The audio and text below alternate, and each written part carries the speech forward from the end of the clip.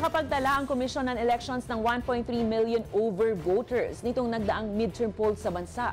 Nilinaw rin ng komisyon na wala itong epekto sa mano-manong pag-o-audit ng boto dahil sa kasalukuyan, tugma ang sinasabi ng random manual audit sa bilang ng kanilang makina. Ang balitang A to Z ni Naomi Almojano.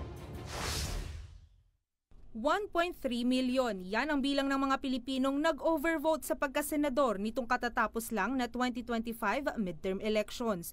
2% ito ng 57 milyong bilang ng kabuoang Pilipino na bumoto, ayon yan sa Commission on Elections. May overvoting sa lahat po ng eleksyon, lagi hindi po natin kayang pigilan. Kung ang mga kababayan natin ay, minsan po kasi over-enthusiastic, na-shade na, nagbago isip. Sa Twitter kasi, nagpahayag ng pagkadismaya si dating COMELEC Commissioner Rowena Guanzon dahil umabot aniya sa 18 milyon ang naitalang overvotes nitong halalan o naglalaro sa 32 to 33% ng mga boto.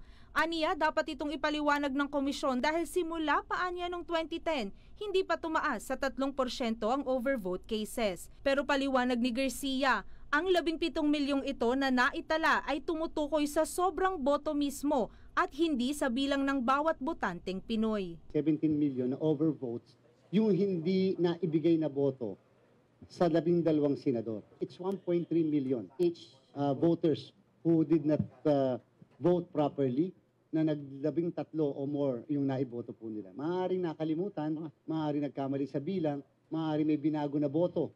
Hindi naman daw ito maiko-considerang fraud o machine error kundi karaniwang voter mistake lamang. Pero pagtitiyak niya, wala pang discrepancies na naitatala sa nagaganap na random manual audit o yung mano-manong pagtatali ng mga balota.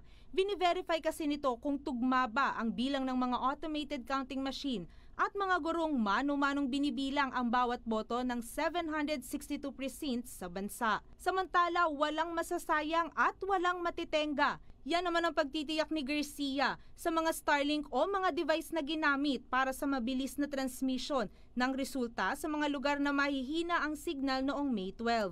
Matapos ang pagpupulong ng komisyon kasama ang I1 Resources Incorporated, ang distributor ng satellite network, na pagdesisyon na nilang i-donate na lang ito sa mga pampublikong paaralan sa halip na ibalik sa kanila gaya ng unang napag-usapan. Ngayon po kinokolekta dahil nga po baka po mawala. Nasa mga bubong kasi ng mga paaralan, 8,000. At kahapon pinag-usapan namin na tuloy naman yung kanilang donation. Pagkilala na rin aniya ito sa serbisyong ibinigay ng nasa mahigit 750,000 na gurong nagsilbi bilang poll workers noong May 12 elections. Plano rin ng Starlink Company at ng komisyon na bigyan din ang ilang local COMELEC offices na hirap din sa signal. Para sa Balitang A to Z, Naomi Almojano.